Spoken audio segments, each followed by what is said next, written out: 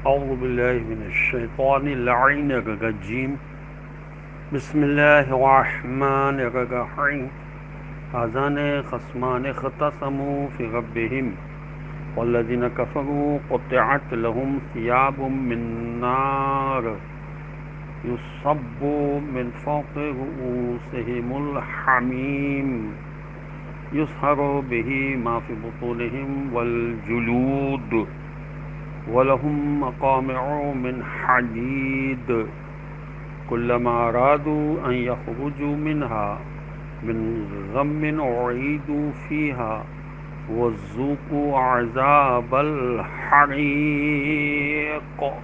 اللهم صل على محمد وآل محمد وعجل فرجهم. السلام علیکم ورحمۃ اللہ وبرکاتہ.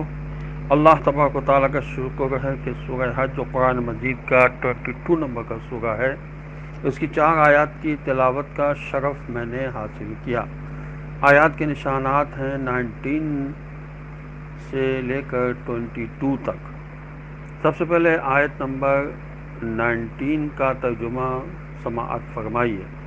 ارشاد رب العزت ہو رہا ہے کہ ان دونوں فریقوں نے اپنے رب کے بارے میں اختلاف کیا، پس جنہوں نے کفر کیا ان کے لیے آتشی لباس آمادہ ہے، ان کے سروں کے اوپر کھولتا ہوا پانی ڈالا جائے گا. آیت نمبر 20 کا ترجمہ یہ ہے کہ جس سے ان کے پیٹ میں جو کچھ ہے اور کھالیں گل جائیں گی. آیت نمبر 21 کا ترجمہ یہ ہے اور ان کو مارنے کے لیے لوہے کے ہتھوڑے ہوں گے.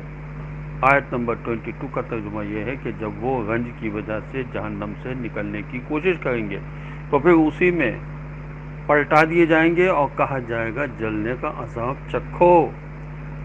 یہ ہذان خصمان کا تو مطلب یہ ہے کہ دو فریقوں کا آپس میں نزاع ہے. موضوع نزاع فی ربہم، ان کا اپنا رب ہے. ایک فریق کا موقف یہ ہے کہ اس کا رب وہی ہے جو اس کا خالق ہے. وہ کائنات کا جیسے خالق ہے ویسے رب بھی ہے، اس کا کوئی شریک نہیں ہے اور نہ اس کی کوئی اولاد ہے. یہ فریق مومنین پر مشتمل ہے. دوسرے فریق کا موقف یہ ہے کہ خالق اور ہے، رب اور ہے. رب ایک نہیں کئی ایک ہیں، اس کی اولاد یعنی بیٹیاں ہیں. یہ فریق کافروں پر مشتمل ہے. تقریباً تمام مفسرین کے مطابق یہ آیت یوم بدر میں حضرت حمزہ، حضرت علی علیہ السلام اور حضرت عبیدہ علیہ السلام کی شان میں نازل ہوئی، جب یہ حضرات عتبہ، شیبہ اور ولید کے مقابلے میں لڑ رہے تھے. جب یہ آیت نازل ہو رہی تھی تو مومنین کی نمائندگی حضرت حمزہ، حضرت علی علیہ السلام اور حضرت عبیدہ بن حارث رضوان اللہ علیہ کر رہے تھے. میدان جنگ میں کھڑے تھے. ان کے مقابلے میں کافروں کی طرف سے شیبہ، عتبہ اور ولید نمائندگی کرتے ہوئے میدان جنگ میں کھڑے تھے. چنانچہ عبیدہ کے مقابلے میں عتبہ آیا، حمزہ کے مقابلے میں شیبہ آیا اور حضرت علیہ السلام کے مقابلے میں ولید آیا. چنانچہ حمزہ نے شیبہ کو موقع ہی نہیں دیا اور اسے قتل کر دیا. حضرت علی علیہ السلام نے ولید کو مہلت نہ دی اور قتل کر دیا، مگر عبیدہ اور عتبہ میں سے ہر ایک نے ایک دوسرے کو زخمی کر دیا. اتنے میں حمزہ اور علی علیہ السلام نے بھی عتبہ پر حملہ کر دیا اور اسے فنار کر دیا. اس آیت کے حضرت علی علیہ السلام، حضرت حمزہ اور حضرت عبیدہ کی شان میں نازل ہونے پر دلالت کرنے والی روایت تقریباً تمام مصادر میں موجود ہے. جیسے الدر المنصور میں آیت کے ذیل میں لکھا ہے، اس روایت کو مسلم، بخاری، ترمذی، ابن ماجہ، ابن جریر، ابن المنذر، ابو حاتم ابن مردوہ اور بہقی نے حضرت ابو ذر سے نقل کیا ہے. اور حضرت علی علیہ السلام کے ساتھ بہت سے لوگوں کو خصومت رہی ہے. رسالت مآب صلی اللہ علیہ وسلم کے عہد میں مشرکین کے ساتھ خصومت میں آپ علیہ السلام سب سے آگے تھے، اور عہد رسالت کے بعد بھی آپ کی زندگی پر از خصومت تھی. خصوصاً اپنے عہد خلافت میں مروی کہ آپ علیہ السلام نے فرمایا زمانے نے مجھے اس قدر گرایا، یہاں تک کہ کہا جانے لگا کہ علی علیہ السلام اور معاویہ. روایت ہے کہ انہی خصومتوں کی وجہ سے آپ علیہ السلام نے فرمایا قیامت کے روز سب سے پہلے مقدمہ پیش کرنے کے لیے میں اللہ کے سامنے دوزانو بیٹھوں گا. فالذین کفروا قطعت لهم ثیاب من نار، یعنی فریق کفر کے انجام کا ذکر ہے کہ ان کو جہنم میں آتشی لباس بنایا جائے گا، ان پر آتش کا اس طرح احاطہ ہوگا جس طرح لباس کا احاطہ ہوتا ہے. یصب من فوق رؤوسہم الحمیم، کھولتا ہوا پانی ان کے سر پر ڈالا جائے گا جس سے ان کی کھال و پیٹ میں موجود اعضاء سمیت ہر چیز گل جائے گی. وَلَهُم مَّقَامِعُ مِنْ حَدِيدٍ، لوہے کے گوشت سے بھی انہیں عذاب دیا جائے گا. ہر قسم ہر صورت کا عذاب ان کے لیے ہوگا. کلما ارادوا ان یخرجوا، یہ بات بھی عذاب میں شامل ہوگی کہ انہیں یہ واہمہ لگا رہے گا کہ ہم یہاں سے نکل سکتے ہیں، لہذا وہ نکلنے کی کوشش کریں گے. پھر جب ان کو دوبارہ آتش میں واپس کر دیا جائے گا تو ان کی امیدوں پر پانی پھر جائے گا، ورنہ اگر نکلنے کی کوئی امید نہ ہوتی تو نکلنے کی کوشش کرتے، نہ ان کی امیدیں ٹوٹ جاتی. یہ سب کیوں ہوا؟ اس لیے کہ وہ دنیا میں ظلم و ستم کرتے تھے. چنانچہ سورہ مبارکہ بقرہ کی آیت نمبر 57 میں ارشاد الہی ہو رہا ہے وَمَا ظَلَمُونَا وَلَٰكِنْ كَانُوا أَنفُسَهُمْ يَظْلِمُونَ، انہوں نے ہم پر ظلم نہیں کیا بلکہ خود اپنے نفسوں پر ظلم کیا ہے. اور سب سے بڑا ظالم کون ہے؟ سورہ لقمان قرآن مجید کا 31 نمبر کا سورہ، اس کی آیت نمبر 13 میں ارشاد الہی ہے کہ ان الشرک لظلم عظیم، بے شک کسی کو خدا کا شریک قرار دینا بہت بڑا ظلم ہے. اہل ظلم میں قیادت کی صلاحیت نہیں ہوتی ہے. اسی لیے سورہ بقرہ کی آیت نمبر 124 میں ارشاد الہی ہوا کہ لا ینال عہد الظالمین، میرا عہدہ اور منصب ظالموں تک نہیں پہنچ سکتا ہے. اذا ارشاد الہی ہوا سورہ مبارکہ کہف کی آیت نمبر 59 میں وَتِلْكَ الْقُرَىٰ أَهْلَكْنَاهُمْ لَمَّا ظَلَمُوا، ہم نے ان بستیوں اور آبادیوں کو اس وقت ہلاک کیا جب انہوں نے ظلم کیا. سورہ مبارکہ انعام کی آیت نمبر 68 میں ارشاد الہی ہوا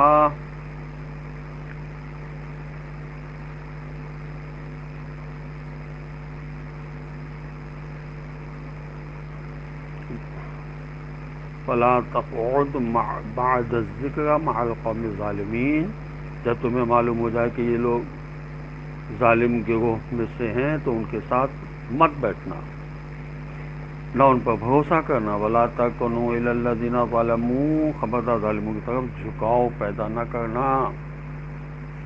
مزید ارشاد ہوا کہ فَقُطِعَ دَابِرَ الْقَوْمِ الَّذِينَ ظَلَمُوا وَالْحَمْدُ لِلَّهِ رَبِّ الْعَالَمِينَ. سورہ انعام قرآن مجید کا 8 نمبر کا سورہ آیت نمبر 45 میں ارشاد ہوا کہ ظالموں کا خاتمہ ہو جائے گا اور ان کا سلسلہ منقطع کر دیا جائے گا، اور ساری تعریف اس خدا کے لیے ہے جو عالمین کا پروردگار ہے. دنیا میں ظالموں کو سزا نہ ملنے کے بارے میں سورہ نحل جو قرآن مجید کا 60 نمبر کا سورہ ہے، اس کی آیت نمبر 61 میں ارشاد ہوا وَلَوْ يُؤَاخِذُ اللَّهُ النَّاسَ بِظُلْمِهِم مَّا تَرَكَ عَلَيْهَا مِن دَابَّةٍ، اگر خدا لوگوں کو ان کے ظلم کی وجہ سے مواخذہ کرتا تو وہ زمین پر کسی رینگنے والے کو بھی نہ چھوڑتا.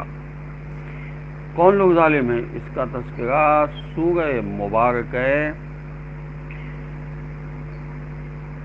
طلاق کی پہلی ہی آیت میں ارشاد الہی ہے وَمَن يَتَعَدَّ حُدُودَ اللَّهِ فَقَدْ ظَلَمَ نَفْسَهُ، جو شخص حدود خدا سے تجاوز کرتا ہے وہ اپنے نفس پر ظلم کرتا ہے.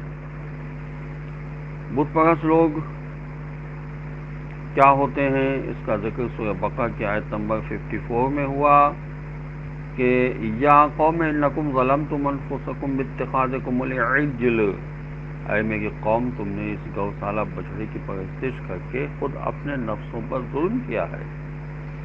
کفار کے بارے میں سورہ مبارکہ بقرہ جو قرآن مجید کا 2 نمبر کا سورہ اس کا آیت نمبر 254 میں ارشاد الہی ہوا وَالْكَافِرُونَ هُمُ الظَّالِمُونَ، کفار ہیں جو ظلم کرنے والے ہیں. اور سورہ مبارک مائدہ جو قرآن مجید کا 5 نمبر کا سورہ ہے، اس میں ارشاد الہی ہو رہا ہے وَمَن لَّمْ يَحْكُم بِمَا أَنزَلَ اللَّهُ فَأُولَٰئِكَ هُمُ الظَّالِمُونَ، جو شخص خدا کی نازل کی ہوئی چیزوں کا حکم نہ دے وہی تو ظالم ہے۔ تو انسان کو ظلم سے بچنا چاہیے ہے۔ اور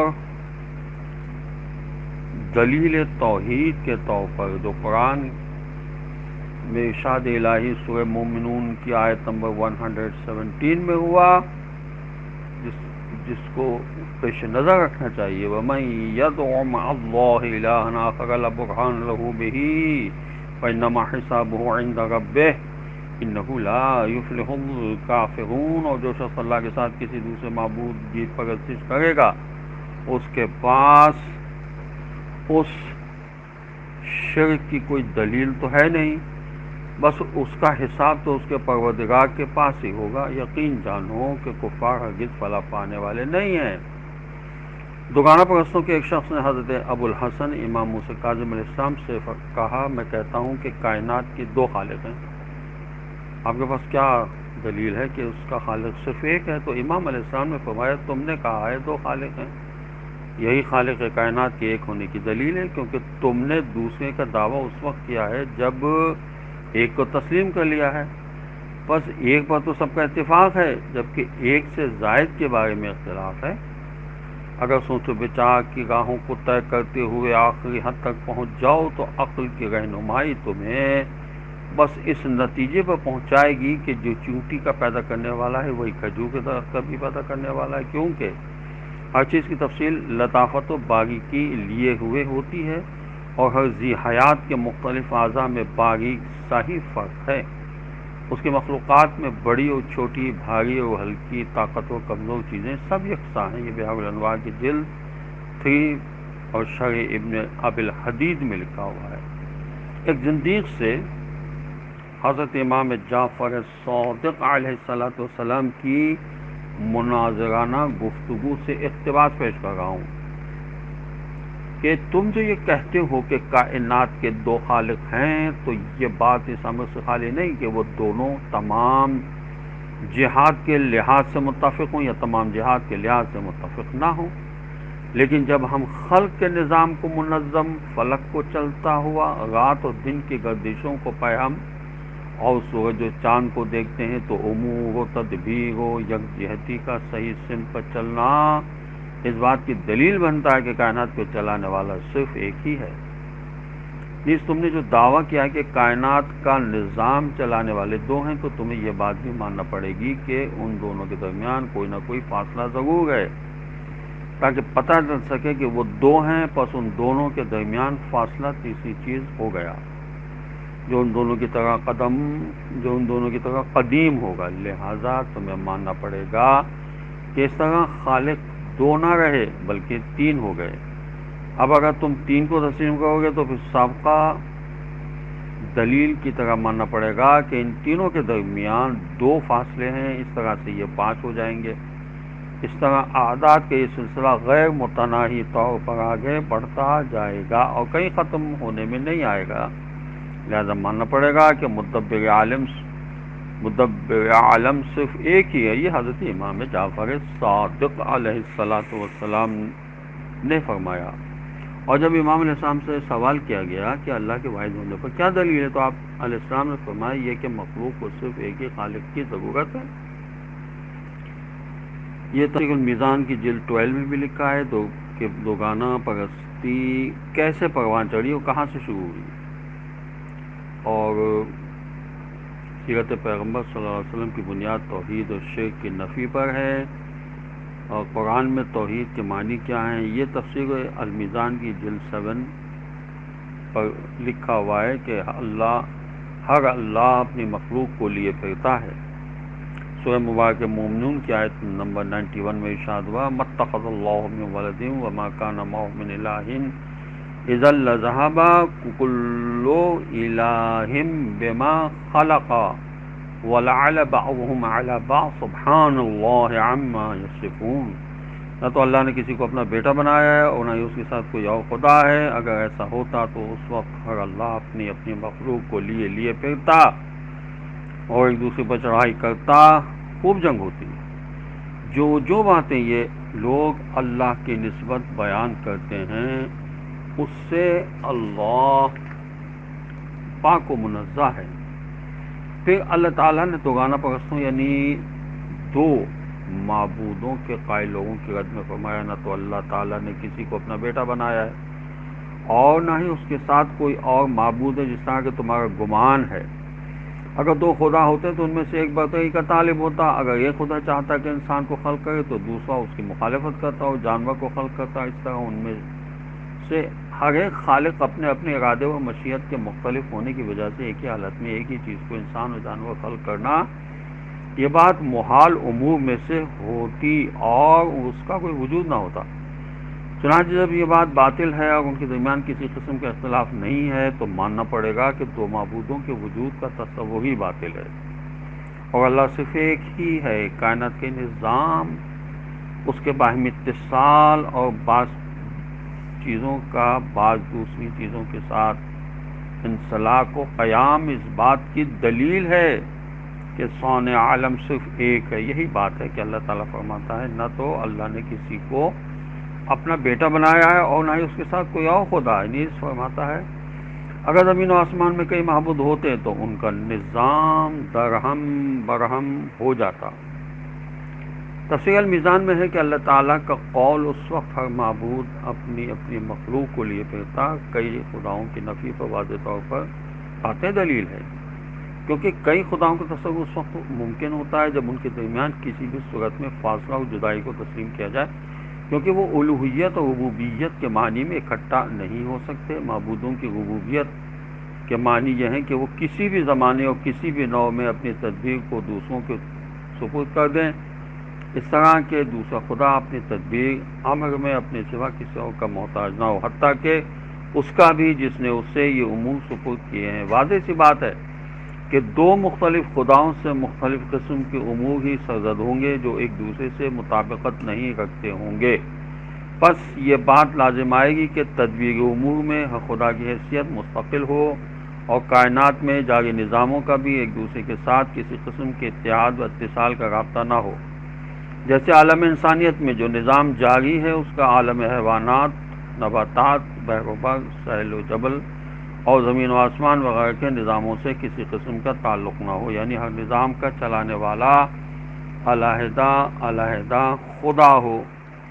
ایسی صورت میں آسمان و زمین اور ان کے درمیان موجود کائنات کا نظام تباہ ہو جائے گا، جبکہ تکوینی نظام کی وحدت اور اس نظام کے مختلف اجزاء کا باہمی اتصال و ارتباط اور جاری و ساری تدبیر اس بات کی شاہد ہے کہ ان تمام نظاموں کا چلانے والا صرف ایک ہی ہے، نہ کہ ایک سے زیادہ۔ اس وقت ہر معبود اپنی اپنی مخلوق کو لیے پھرتا سے مراد یہی ہے، یعنی کچھ خدا اپنی تدبیر سے پیدا ہونے والے مخلوق کو اپنے ساتھ لیے ایک طرف ہو جاتے۔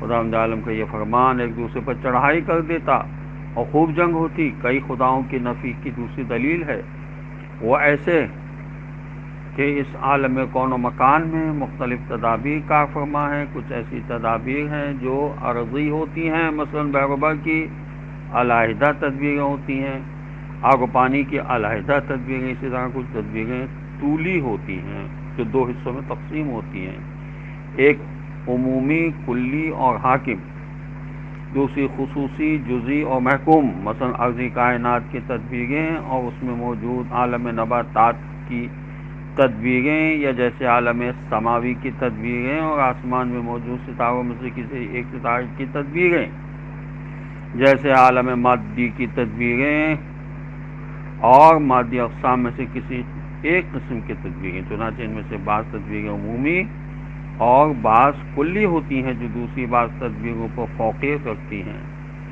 اور وہ اس طرح کے کہ اگر وہ ان سے منقطع ہو جائیں تو ماتحت تدبیریں کالعدم ہو جائیں، کیونکہ ماتحت کا تعلق اور ان کے وجود کا قیام مافوق کے وجود کی بدولت ہوتا ہے۔ مثلا اگر اس کائنات میں عالم ارضی اور اس میں جاری عمومی تدبیریں نہ ہوں تو عالم انسانی اور اس بارے میں جاری ہونے والی مخصوص تدبیروں کا وجود بھی نہ ہو۔ اس بات سے یہ بات لازم ہوتی ہے کہ جس معبود کے پاس عالی قسم کی تدبیریں ہوں گی وہ اس معبود سے عالی ہوگا جس کو اس نے پست اور خاص قسم کی تدبیریں سپرد کی ہیں۔ السلام علیکم ورحمۃ اللہ وبرکاتہ۔